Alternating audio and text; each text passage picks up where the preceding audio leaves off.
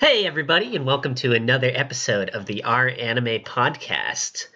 This time we've got myself, Sinris, and then Shocking 807, What's up? and Mozilla Fennekin. Life is a highway, I will ride it. Oh, I hate that song so much. Me too. I was actually listening to the Cars soundtrack earlier today, and Classic. it's got some real bangers on it, but that's not one of them. I think I liked that song until I heard it too much, and then I was like, nah, I'm good without this. Yeah, it was a literally the very most 10 years ago song. Overplayed song in the history of music. Yeah, I think I might be up there for that. It certainly got a claim to the title. It did. But I'm a fan of Anyways. this highway a lot more than that highway. Yeah, so this episode we're going to be talking about Penguin Highway, which is a new film being distributed by 11 Arts that's coming out starting April 12th, and then it's going to have showings in different places across the course of the next couple of days between, we believe, the 12th and the 16th. You will have already heard our intro talking about the giveaway and everything we're doing, so I'm not going to linger on that too long, but if you skipped over that part, go back and look at that because we're giving out merch and other things from 11 on behalf of 11 Arts for this film. Thank you, 11 Arts. Very cool. Yes, very, very cool. So since this episode will be coming out before the movie actually does, we're going to split it up into two sections. One just talking about how the three of us felt about the movie, and that will have no spoilers or anything. And then we'll give a big warning before we're going to start talking about spoilers, so you can stop listening then if that's the kind of thing you care about, and then come back and watch the second half later on after the movie comes out and you've seen it. Yeah. So, any other starting business we need to take care of, or should we launch right into it? We can jump right into it. I'm glad that Sorayori finally got the spinoff it deserves. I was thinking about that. Every time they said Antarctica, I was like, wait a minute. The edge of the world leads to Sorayori. There it is. Yep, Shirase got her own anime where she can make pengies and be happy with pengies forever. I love how they say pengies like so much. It's my favorite. And they go to, well, never mind. Okay. Every time they said the edge of the world, I kept thinking like flat Earth confirmed. But then I think this movie like also like destroys that theory with facts and logic because like there is no edge and it's just a circle. Yeah. Like I think I took a screenshot when they were talking about like the Earth is round. I was like, whoa, that's gonna rustle a lot of feathers. Ooh. All right, but hold up on you're treading dangerously close to the Oh, that's spoilers right. there. Oh, yeah. And Oof. we gotta hold back on that until a little bit later. So That's true. First off, Shah, you looked at all of our mouths before we got on recording. I did. And you were pleased to discover that we all rated it a 7.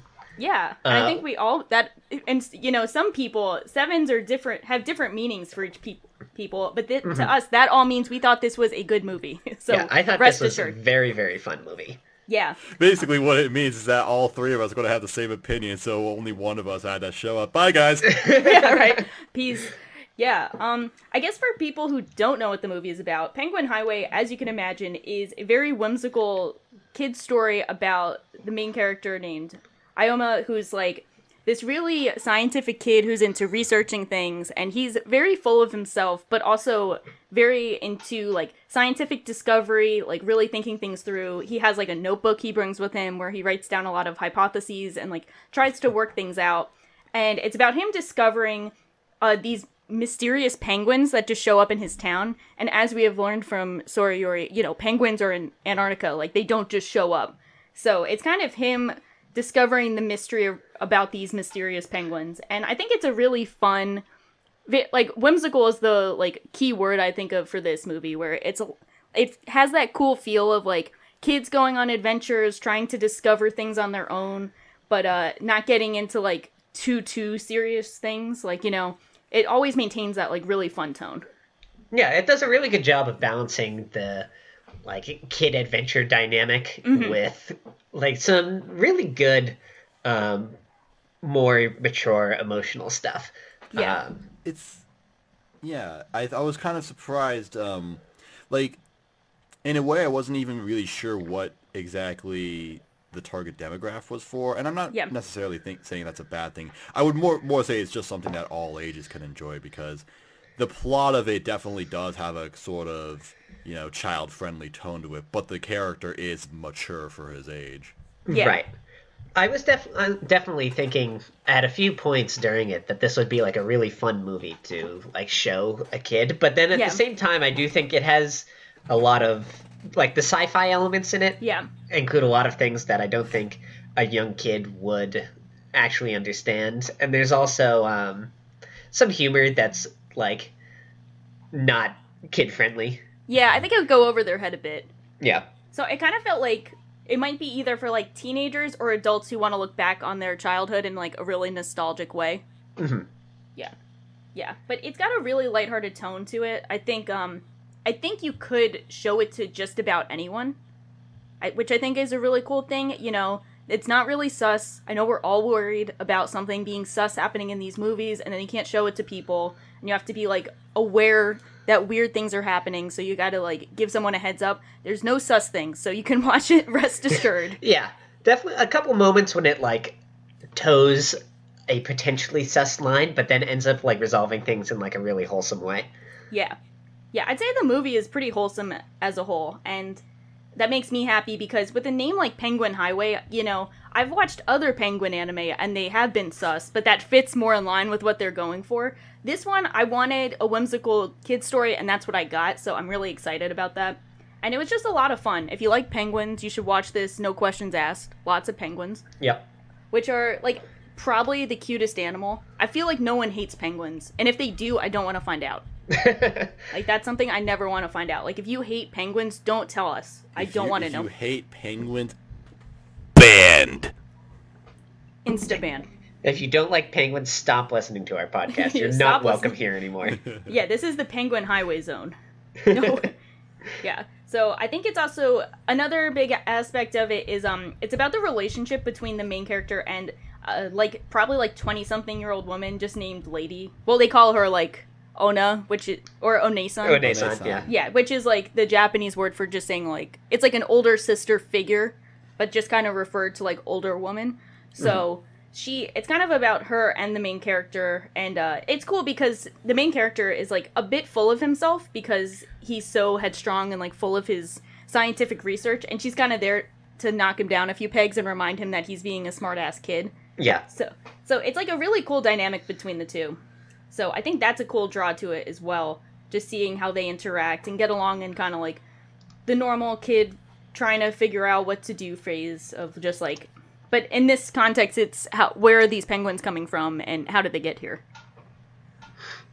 It's really fun how the interactions between Aoyama and the lady pan out a lot, because he is like super obnoxious at times with his attitude. Yeah. Like the movie opens with a monologue from him about how like he's so smart and he's only in 4th grade, but he knows more things than like some adults do, and like he's counting down like 1800 days until he's gonna be an adult, and it's like by the time I'm that old, I'm gonna know so much. I'm gonna be like the most incredible person ever. Yeah. And whenever he says one of those things, like while the lady is present, she's like, "You're being a stupid kid," and he's like, "No, I'm not a kid. I'm really smart." It's like, "Shut up, you're a kid." Yeah, and then at some point she does something that makes him realize that he is a kid. Like, I think this isn't really like a spoiler, but like at some point there's like a group of bullies in his class, and in retaliation they kind of like tie him up to a vending machine, and the lady walks by and she's like, "Oh, do you need some help?" He's like, "No, I'm just pretending to be a vending machine." Like real smart-ass. She's like, "Oh, okay, then I'll see you later." And he's like, as soon as she starts walking away, he's like, "Please help me." Which is so like that kind of stuff where she always pulls out like the honest, less stubborn feelings that he has, which is really good to see. Like, don't be a stubborn kid when you're tied to a vending machine. Mm-hmm. Yeah, so it's a cool dynamic, and I think I also found his opening monologue to be like possibly the most obnoxious thing ever, but then it's really cool because they show him observing like one of his female classmates, and he says like, "She's also really smart. She's possibly smarter than me." So you get the sense that like he's not all about himself. He just thinks very highly of himself, but he can think highly of others too. Yeah, so that's true. So it's not like he's too obnoxious to, like, you know, handle being the main character of a movie, but he's, like, just obnoxious enough to feel like an authentic kid who thinks highly of himself. I thought it was pretty. I thought his you know, the way he thinks about himself, it was pretty endearing, actually. Specifically because at some point he points out, as you can see, I'm not conceited. Yeah. And I'm like, okay. Yeah. That's pretty funny. Yeah, it's really funny. I'm like at some point he's like, see, I'm not all that, but then, and you see he has, like, a lot of, like, really wholesome feelings and actions towards other characters, which I think, like, counterbalances how full of himself he is. So he's a really well-realized character, and he makes for a really good point of view character throughout the movie. Mm-hmm. And what's fun about him is just the way he talks is just so literal. Like when those bullies kind of tease him with something like, "Hey, hey, let's hang out again someday." He's like, "No, I can't. I'm busy. Maybe later." Yeah, he's like the most no-nonsense character ever. Like, they'll say, like, he'll just be straight up with them, and, like, he won't play into, like, the bullying or anything. Like, a lot of teasing, he's just like, nope. Like, that's illogical. Like, nope, gotta be logical and follow my research. So I find that endearing, too. Yeah. But he's not, like, a bad person, which is why all the other characters is kind of, like... They kind of go along with it. Like, he always tells his dad, like, oh, I have a theory on something, or I've done this, and he's like, and his dad's always pretty interested in what he has to say and rewards him for that, and so does the lady, you know. Yeah. Yeah, he's got a good dad. It's really cool to see, because it's like the kid is actually pretty smart. Like, he is smart, and he definitely puts in a lot of hard work to come across as, like, a well-researched, well-thought-out kid. But it's also cute because they do a good job of showing how, like, the adults are definitely humoring him and, like, encouraging him to do scientific research and think things through. But they're, like, it feels like a genuine, like, kid-adult relationship with him and, like, everyone around him, you know? Mm-hmm. So I feel like they do such a great job of making him feel like an authentic kid, which really sells the tone of the movie. So did you guys look into the voice cast for this movie at all? I did right now. So the Aoyama is the only role listed for his voice actress. Oh, so they're like a non-actor. Yeah. Cool. And the lady is voiced by...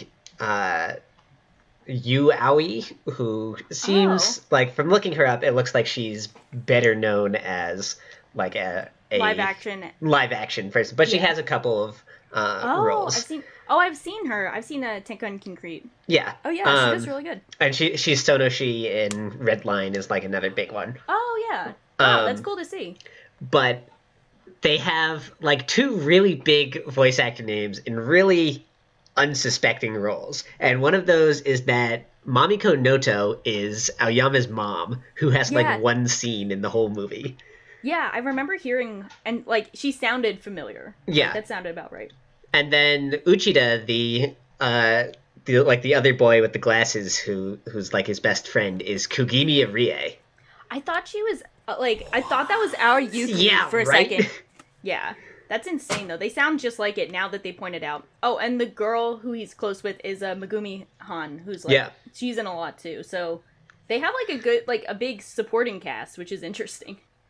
It's so strange though, like the choice of those supporting characters. Like Uchida is in the movie a lot, but overall is just kind of like supporting to like the other kids. He's a very supporting character. But he's got like this huge name voice actress.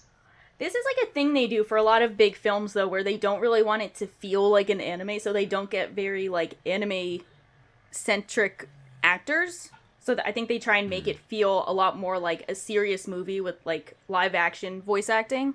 And they've done that a lot. Like they've done that with Erased. I think the main character in Erased wasn't an anime voice actor. Mm-hmm. And then as we can see from like the voice cast, Redline did that, Tekken Concrete did that. I think Mirai did that too, which was the latest Hosoda movie. Yeah. Yeah, I think that one did it. So it's definitely a trend amongst these big movies that they want to get that like authentic feeling either by casting non-actors or live-action actors. So They're doing it with Dororo right now, too. Oh, are they? Hyakimaru's voice actor, I think, is a stage actor. Oh, makes sense. Yeah. That does make sense. Yeah, that's cool. That makes sense really well. So I like the decision to like try and differentiate it from anime films or anime TV series to make it feel like, oh, it happens to be an anime film, but it's also like a bit more grounded and it's supposed to feel more down to earth. Right. Although it definitely is something that only, I mean, maybe it could I don't know how to talk, work in live action, but it definitely helps that it is animation because there are some really, really great pieces of actual animation in this.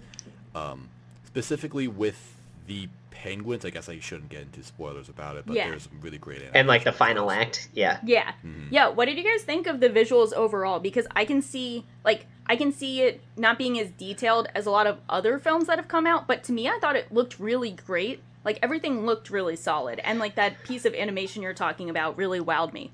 Yeah, they go ahead, Wes.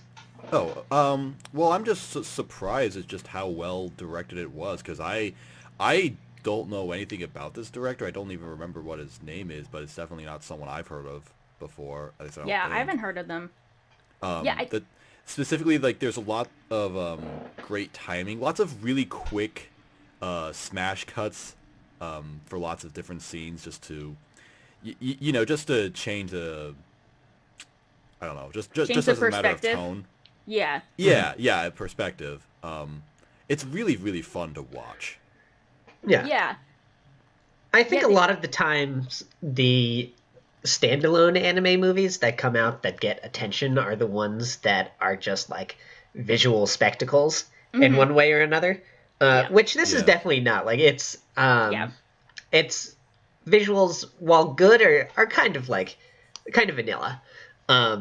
They're serviceable and look good at times, but they're not going to be the main draw. Right. Yeah. No, there's definitely like there was never any point where it's like, oh, this doesn't look very good, but it's just like the art didn't seem like exceptional to what you'd get in like a well animated like TV anime or anything. Sure. But I think there was something about its style that like felt very vibrant. It like popped off the screen very well, especially when it gets into like some of the not trippy, they're not really trippy sequences, but some of the more like fantastical sequences. Yeah, definitely. I think that's a good way of putting it. I would say it's like something that maybe doesn't have a huge budget put into it, but it definitely had a lot of care. It's got heart and penguins, so what else do you need?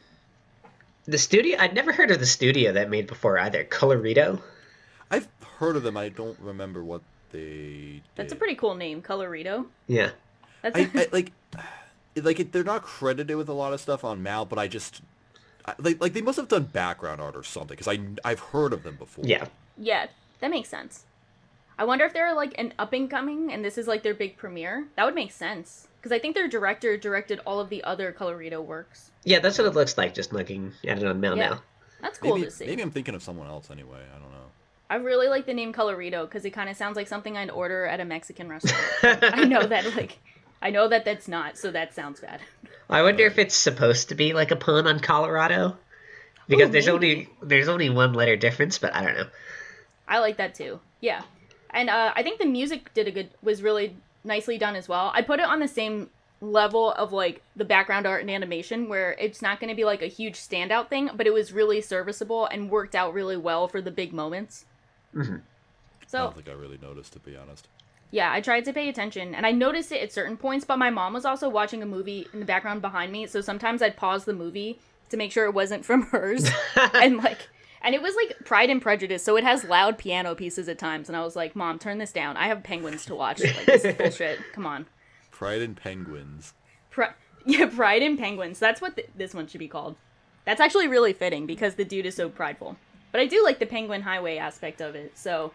I mean, do you guys want to jump right into the spoiler part? Yeah, let's get to the spoilers now. But in general, we'll say, for people who don't want to get spoiled, we all really enjoyed the movie. It's really fun, so it's not going to be, like, too deep for you, and you're not going to have, like, a moving experience where you're going to cry a lot. I mean, you might cry, but it's not supposed to be, like, a very over-the-top emotional film, but it's really fun and whimsical, so if you want to have a fun time, definitely go check it out. Yeah, I would recommend this movie for pretty much anybody. I think it has universal appeal. Yeah, it is not sus. That's all you need to know. Mm-hmm. Yeah, there's not going to be any weird, awkward moment in the theater, I don't think. Yeah, like you can bring your mom and you don't have to feel ashamed. That kind of thing. Yeah. But jumping into the spoiler part where we can talk about more of what actually happens in the film, what did you guys think? Started off broad. Well, it definitely went in a direction I did not expect at all at the beginning. I didn't know what to expect, because I knew they were like, okay, there's penguins hanging out. Like, this is cute. Okay, we're going to try and figure out where the penguins come from. And it was like a mystery on that aspect of like, okay, so they come from like Coke cans when the lady throws them. But then it changed a lot from that. And I do like the aspect that they had that she didn't know where they were coming from as well. So it wasn't just like her baiting the kid. Like, oh, you got to figure it out for me. And so it was cool that like she was trying to figure it out too. I think it does a really good job of like, because it's a long movie. Yeah, it was really long. It's almost 2 hours. It's not until very close to the end where they really start figuring anything out. But it does a really good job of like making you feel the same frustration Aoyama is that he's not making any progress on the investigation without actually like making the viewer frustrated, because it like keeps you occupied with other things that like aren't making progress on the investigation but are also interesting to us for other reasons. Yeah, exactly. Like I feel like it was very immersive with the MC, because I was like, okay, I feel like it's right in front of us, but why don't we know? Right. And then I really love how like his dad was giving him big pointers on like, you know, how you figure this out. And then like when he had his eureka moment, I thought that was really well done too, because it felt like a eureka moment for me as well. Do you think that you were starting to like piece things together by the time he did, or? I think it was tough because they didn't really give you too many alternatives to what it ended up being, which was like they all came from the same source. But I also don't know if I would have just like naturally been like, oh yeah, they're all from the same thing, because they were still kind of mysterious about like where it came from. Like we still don't fully know like what caused the phenomena, but we do know that like they were the same phenomena, which is cool. Did either of you see it coming that the lady also came, like, from the ocean? I don't think I saw that coming. I didn't actually think that through, because I thought she was definitely, like, human, and she just had, like, a special power. Mm-hmm. Did you see it coming? I did not. What about you, Maz? I thought, I don't know if I did or didn't. It seems kind of unclear, because it's like, it seems like the kid actually had a relationship. Like they already knew each other for a long time before the movie began, but I don't know. But that's like another thing. It's not really explained where exactly, like what part of her is real and what isn't, I guess. Yeah, because it's like she said that she had her own memories, and she said that like she remembers her parents in like her hometown. So we're not sure if, like, maybe she did live in the ocean and, like, just came over somehow. But it is mysterious, and it's kind of cool because it gives you the sense that the main character still has a lot more research to do, just, like, concerning her origins and her whereabouts. So it's not like the mystery is completely solved. And I think that does make sense, because we wouldn't, like, immediately figure it out. Yeah. Did either of you feel like, on that note, it was kind of like a downer ending? Like, it was definitely bittersweet. I feel like it put a lot of pressure on the kid, like, for the future. Yeah, I think it depends, because it's like, I think it was a really good goodbye between him and the woman. I think it was a really good goodbye, and like she left something profound, like a profound impact on him that'll change the direction of his life, in terms of like he's not going to be just doing research for fame and glory and to be like the coolest dude of all time and get a Nobel Peace Prize, but he's going to be doing research for himself, which I think is a lot more wholesome, and he doesn't feel compelled to like tell everyone about it. So I think in that sense it's a happy ending, but it is kind of sad that she's just gone. But I've also kind of come to expect that with a lot of Japanese fiction. It reminded me a lot of Spirited Away in a weird sense of like, you know, you get the very bittersweet ending, but it still kind of feels more sweet than bitter. that's kind of how I took the ending. Okay, I think that's a valid way of looking at it. Yeah. But I do see how it can be like pretty bitter, because it's like, okay, time to figure out this like entire mystery on your own, and you have no idea if you'll make progress or not. Like, that does sound very daunting. To jump back though to whether or not we saw like the lady's secret coming, although I didn't like make this connection until it was kind of like indirectly revealed. There was one really, really good shot, right as like the ocean is expanding and everything, and like the town is evacuating and everything, where it shows her standing in her apartment and like looking out the window, and like the ocean is like appearing over the horizon, and but it's like a very calm moment, and there's like the sound of seagulls and like waves and stuff, and I realized that this whole time they'd been talking about the two of them like going to like the beach town where she grew up, and she was saying that like she lived by the ocean and everything, and then you see the shot of her like looking out at the ocean expanding, and oh, that makes sense. Yeah, it was really good. Yeah, I feel that's like a huge aha moment where like, oh, she lives by the ocean, duh, she's from the ocean. I feel like I should have figured that one out. Yeah, that's how I felt too. Like wait a minute. Oh, this feels like obvious when they spell it out for you. Yeah. Oh, I feel dumb now. This is why I'm not as cool as the main character. I'm not gonna accomplish shit. Can't even figure out the ocean. Yeah. That's a really cool way of doing it. And I think they had a lot of cool like storytelling moments that weren't like, they didn't knock you over the head with them. Like one of the things I really enjoyed that kept it feeling like, you know, a very like kid's adventure, kid's story, is how his fellow classmate, the girl who was really smart, I forget her name. Hamamoto? Yeah. Hamamoto. Yeah, I love how she had a crush on him, but like no one had to be overt about it. Like it was really clear how she like had a crush on him and wanted to hang out with him, but like they didn't have to be too over the top about it. Like no one had to explain the reason she didn't like the lady was because she had a crush and was jealous that he was so transfixed with her. Like that was really cool and made sense. Like we all got that. So it was cool that even as like a kid's story, they didn't have to be so overt about things. And like you said with the ocean moment, how like she's overlooking the ocean from her window, like that's a cool way of telling us that without being so in your face about it. It felt like they had a lot of faith in the viewer's ability to like understand what was happening without it having to be spelled out. Yeah. And at the same time as like not being like obtuse and forcing you to like think really hard in order to understand what was going on. Yeah, exactly. Yeah.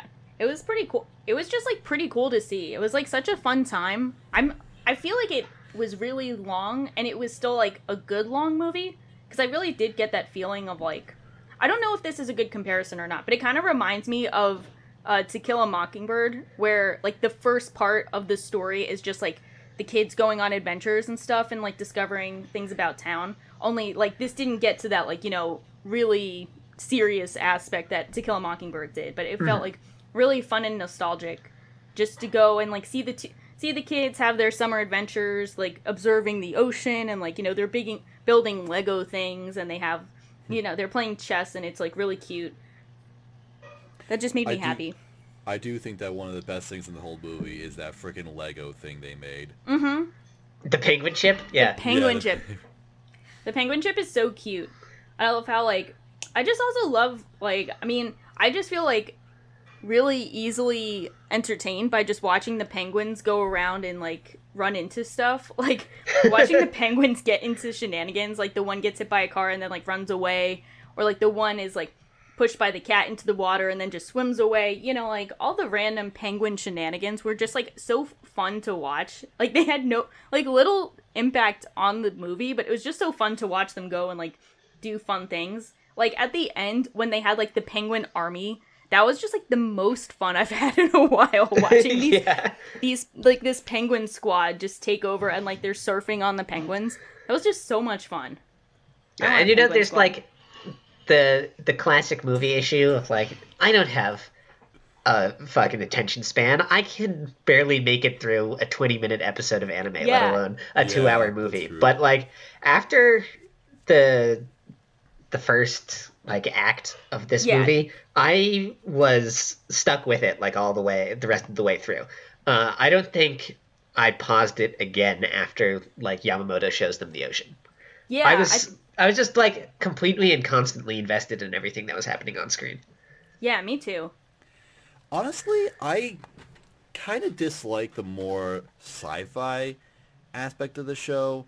Like I really enjoyed, I think, about the first like 30 to 45 minutes because I love the main character. I love the lady. I liked all the characters pretty much. It was really fun to just see them all, doing things. But then when they got a lot more in depth about the plot and the nitty gritty of it, I don't know. I was kind of finding myself tuning out. Like I was just kind of waiting for it to just get over this hurdle. Towards the end, I started enjoying it a lot more because it started doing some pretty cool things. Like when they get into the ocean, that's like some weird Inception level shit. It was like Inception, Penguinception.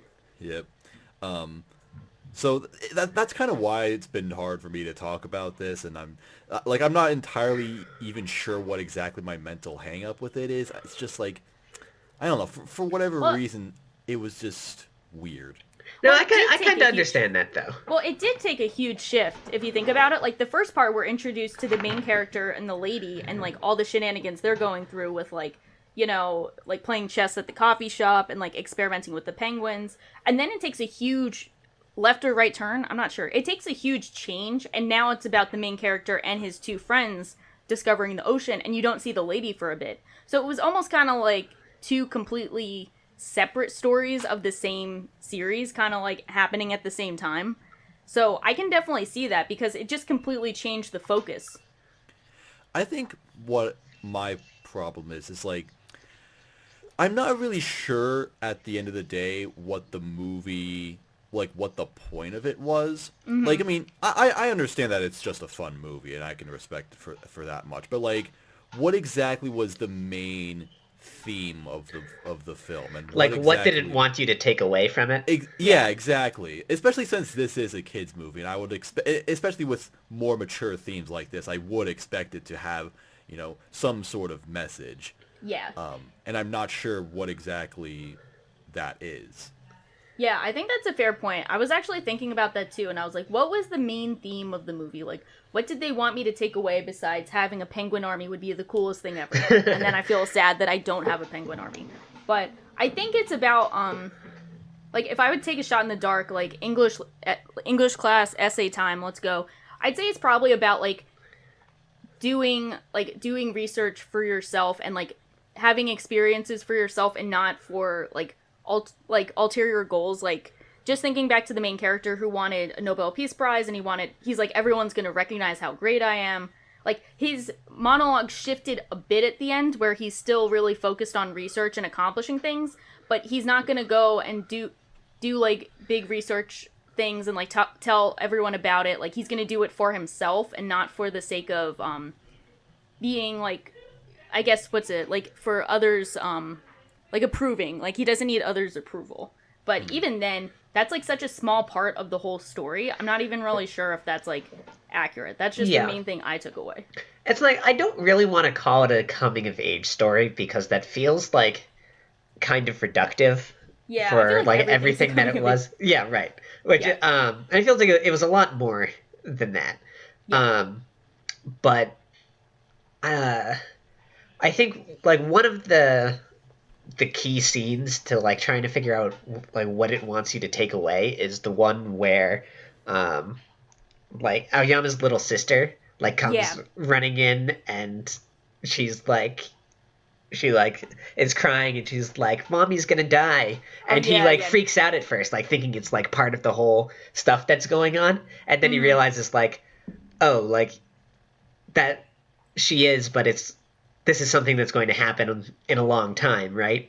Yeah. And it kind of like the realization of things change. Things change, and the mortality from like his sister, who's like even younger than him, and that they're both kids at like different levels of development, and that he's older than she is, but he's also like still a child who's not really capable of dealing with the things that he's gotten himself into. Yeah. Yeah, I was kind of waiting. Is this bad? I'm always waiting to find out like what's the past trauma that the main character is suffering from. Like I'm always just waiting for like someone to have died. Like at first I thought his mom died because we hadn't seen her for a bit, and then I was like, oh wait, she's here. Like I thought it would be something about like how the lady was like, like a mother figure to him, and like was taking that spot that wasn't there. But I guess it's kind of a good thing that they didn't go full melodrama with like this is him overcoming his loss kind of thing. But it does make it feel a lot less deep as a movie. Like I feel like there wasn't really, maybe the point wasn't really to have a thematic message. It was just like, here's a few things about like learning to do things for yourself and like accept change, but here's just a lot of penguins. Yeah, I don't know, I think it was kind of the idea of like him learning that both like in his current state as a kid and even like once he grows up, that he can't like control everything, that like no matter how smart he is, whether now or in the future, that like there are things that are out of his control and he has to like be able to accept that. Yeah. Maybe that is the main theme. Not being able to understand everything. Like this movie. You don't need the theme, Moz. That's the theme. Exactly. That's what I'm going to put on if I had English classes anymore. I'd be like, you don't need a theme. That's it. But, yeah, go ahead. One other thing about, I guess, the sci-fi elements is that intentionally so, but also maybe not in some ways, it sometimes feels like there's some details missing, and I wonder if that's a matter of the adaptation. Like, I think the biggest thing that they never really explained is that so the woman can create penguins based on these conditions or whatever, but she can also create bats. And I'm just kind of wondering, what exactly was the point of that detail? That's a good question. Yeah, this is really bad because I just saw like part of a bad horror movie called, I guess it's like Before I Wake, and that whole thing, like the story of that is like the kid like can create things when he's dreaming. So whenever he's dreaming, like whatever he's dreaming of, whether it's like butterflies or bats, they like appear in real life. So I like low key just assumed that she can just create shit depending on her mood. Like if she's, because in that scene, like if she's happy, she's creating penguins. But she was really scared in that moment because the lights went off, and she had just talked about how she's afraid of things like bats. So I assume like based on like extreme emotions, she can create things like bats because she was scared. And then later when she had nightmares of the Jabberwockies or something, like she has those as kind of like her subconscious of like, I guess she was panicking because she realized that like she was connected to penguins and the ocean, and that at some point like it would have, really negatively impacted the town. So that was kind of like all her stress built up, like getting materialized as real things. So I kind of took it as that. I'll blame the weird horror movie in case that is like not actually what happened, but I'm just assuming based on what she said with like, oh yeah, I'm afraid of like bats and cockroaches, so that's what happened. Yeah, maybe it was like trying to foreshadow how like the Jabberwockies start appearing later. Yeah. But I don't like, even then it felt like kind of extra. Like it didn't really add anything. Yeah, exactly. I do think it was just supposed to be like her emotional state, but they didn't really do a great job of making it clear that it was about her emotional state. Yeah. Yeah, so I feel that, because there were a lot of things that weren't completely worked out, and it did feel like they kind of forgot about the bats or the Jabberwockies. Even though we did see, like, the penguins take down the Jabberwockies at the end. I think that was a thing that was big. But yeah, that's kind of it. Well, wait, because the whole thing with the Jabberwockies, right, was that, like, the Jabberwockies eat the penguins and stop them from, like, going to... Because, like, when she makes the penguins, they go into the forest, and they go to the ocean, and then they, like, destroy bits of the ocean and, like, reduce the amount of power that's, like, being supplied to her.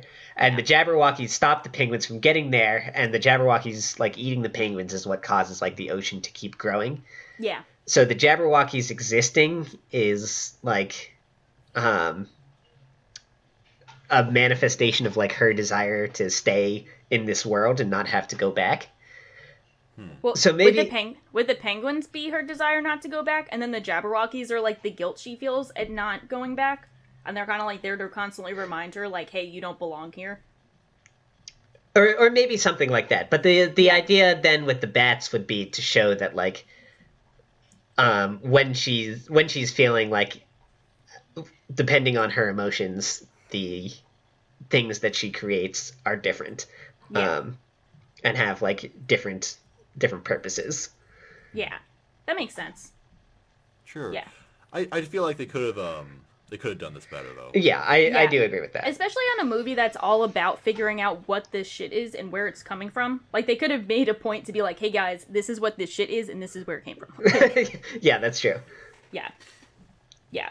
So, one of the things that was cool was, like, we mentioned how the movie is not suspect, and by now everyone who's listening had probably heard it, but the main character does this really quirky thing that toes the line between being obnoxious and endearing, which is probably the main character in a nutshell. Yeah. He's almost obnoxious, but somehow manages to be endearing. And that's the main character just dead-ass talking about how much he likes boobs. Like, he just says, like, yeah, I think about them, and then they make me feel happy, so then I don't feel angry. Like, that kind of It's nice stuff. to have a main character that really relates to you, you know? Yeah. It's like, he's like the most innocent version I've seen of the, like, main character talking about boobs in, like, a normal way without being obnoxious about, like, he doesn't talk about them in a sexual way. He's just like, no, like, they make me happy, or, like, he'll It's notice... like a legitimate, like, he legit doesn't understand sexuality at this age. Yeah. Yeah. So it's that actual genuine curiosity. I think it did like a good job of like portraying that age where like you don't really know like why you've got these like proto-sexual feelings, but you definitely know they're there. Yeah, like, at some point I think he says, like, you know, I think about her boobs, and, like, my mom has boobs, but I feel different when I look at her boobs. Like, Yeah. that kind of thing. And it's, like, that's as close as they get to him being sexual, which I think is cool because a lot of times I think they have, like, a lot of times you'll have the kid be, like, more sexual than you'd expect at that age, and it comes across as, like, really weird because you're like, this just doesn't feel that natural, and it feels a bit forced. So I appreciate them really sticking to, like, this is, like, a preteen boy who's, like, on the verge of adolescence, but not there yet. Right. Yeah. Yeah, so, like, there is one point where, like, where the lady is, like, lying down, and, like, she fell asleep, and he's just kind of, like, looking at her and realizes that he, like, really cares about her and really likes her, and, like, I think he calls her, like, perfection. Like, why do I think of these things? Like, how did someone like this come to be? And I'm like, no, don't get sus. Like, don't do weird things. Like, don't go there. And it never went there, so I was really excited about that. Yeah, I think he has a line that I thought was really sweet. That was something like I'd never felt the way I'd never felt that way before, so I didn't know what to like write about it in my journal. Yeah. So he just puts down like sleeping DNA, perfection, happiness. Yeah. Yeah, and it's really cute. Yeah. Yeah, so I appreciate that too. Like, not going the sus route was very much appreciated. And let's be honest, Lady is 10 out of 10. She is fantastic. Yeah, that's very true. Yeah.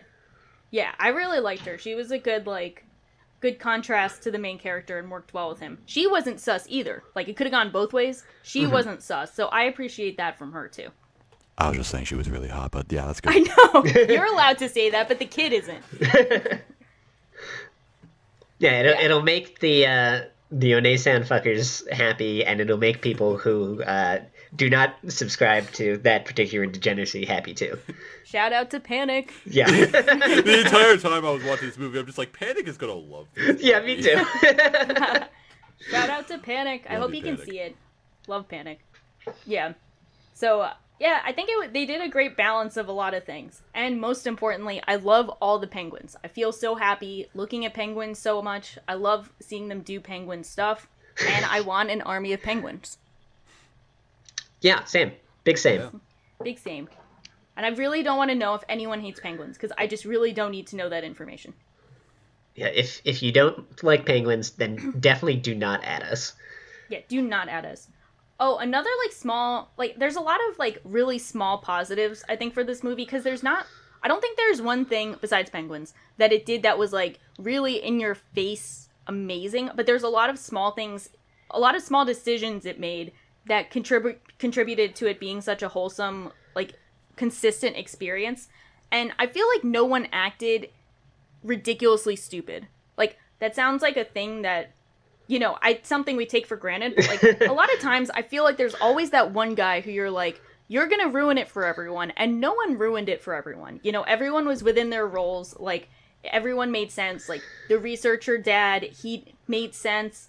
The bully kid was like not over the top as a bully. Like he came in to help when it mattered.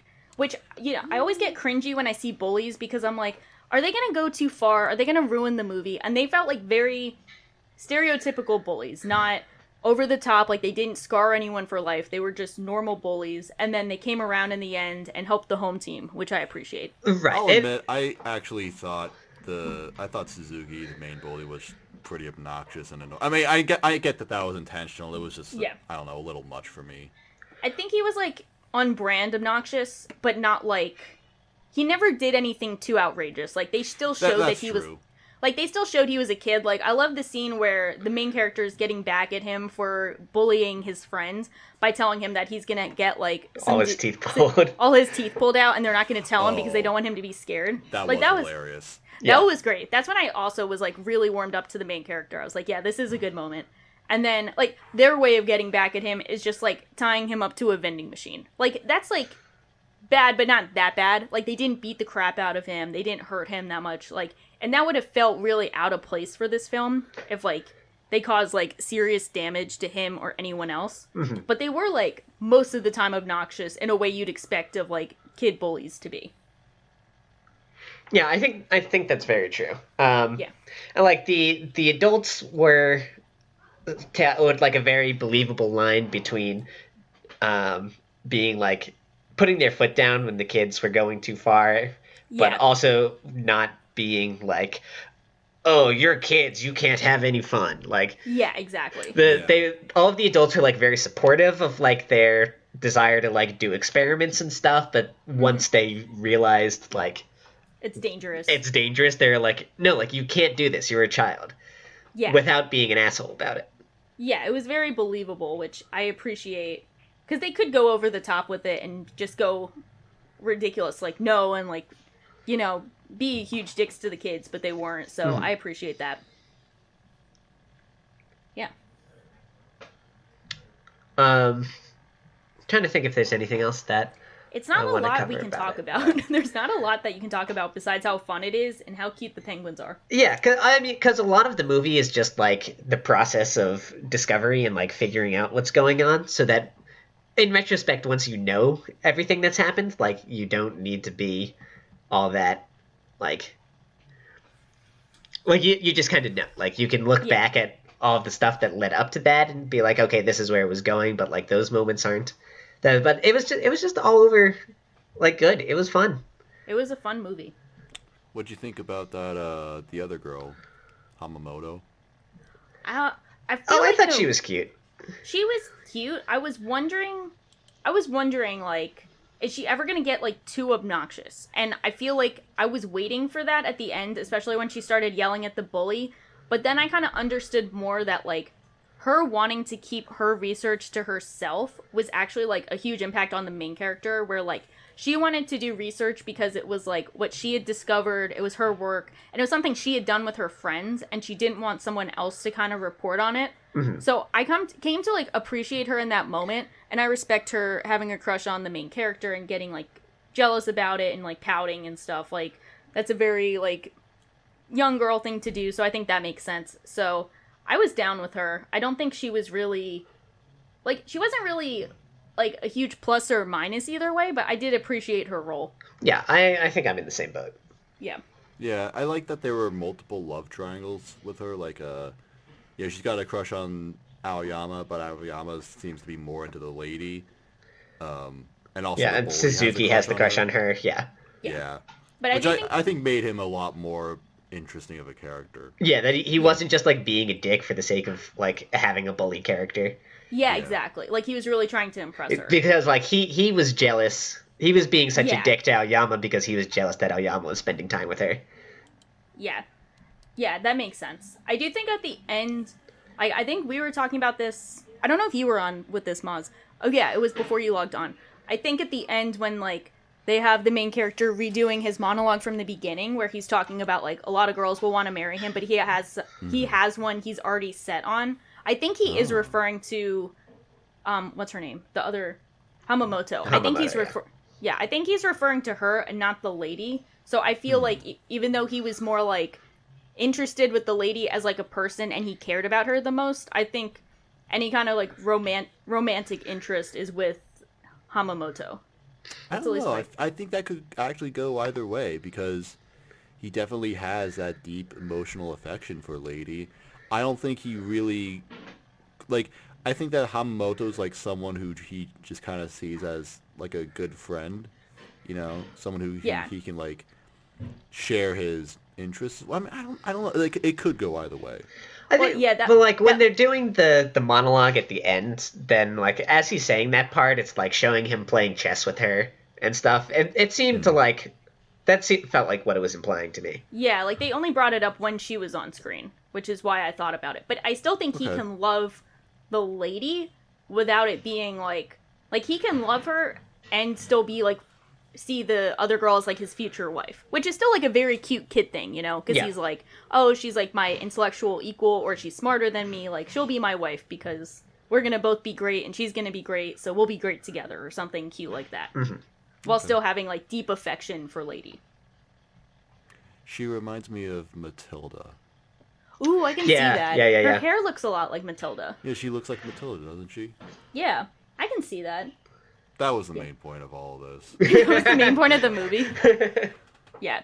We figured out what the movie wanted us to take away. That's the theme. Just go watch Matilda. Forget about Penguin Highway. Watch that Matilda one kind of instead. creeps me out, though. That scared me as a kid. No, I think I like this more than Matilda. Matilda's a good movie, but... Well, if I judge everything by how much it scared me, then yeah. That's a bit unfair. Yeah. But yeah, I'm excited we got to watch it ahead of time, too. I appreciate 11 Arts for hooking us up. Me too. Yeah. Yeah. Cool. So, do we know yet, like, what people will have to do for the giveaway? I think they'll subscribe to us. And leave a comment. Follow us on Twitter. Retweet this episode, and then follow 11 Arts, and you'll have a chance to win. I believe it'll be some form of merchandise. I'm not sure if it's free tickets, but you'll definitely receive some combination of posters and merch. So if you did this for our Liz and the Bluebird episode, it'll be similar along those lines. Also check out that episode, which just for the record, we don't know if that's actually what you have to do. Just do that anyway. Yeah, do that do anyway. that anyway. It'll work out for you, I promise. But yeah, we don't actually know what the details are yet. But go back to the beginning of this episode where we'll have like the intro that explains it, and do whatever we tell you to do there. This is just a reminder. Fate is currently dead. We'll bring him back from the dead because he's our guy who does the he's our show hype announcements. man. Yeah. So he's our Penguin Squad. Yeah. Yeah, so you'll have a chance to win things and possibly win tickets, so we'll see. Yeah. But also just check out this movie in general, because I think, at least for me, like there's been a lot of anime movies that have come out recently, and I've been like, at least personally, I've been kind of lukewarm on a lot of them, and this is probably the most fun I've had with an anime movie release in a while. So I feel really excited about it, and I hope other people will feel excited about it to check it out. Yeah, so, I agree. Yeah. It's a fun time, and so go have fun. Or die! The natural conclusion. Yep. Cool. Yeah. Wait, so we have to say you say the, so thanks for listening, Oh, yeah. blah, blah. Yeah, I'll cut this out. Bye! So, Thank you for listening, and have a good night.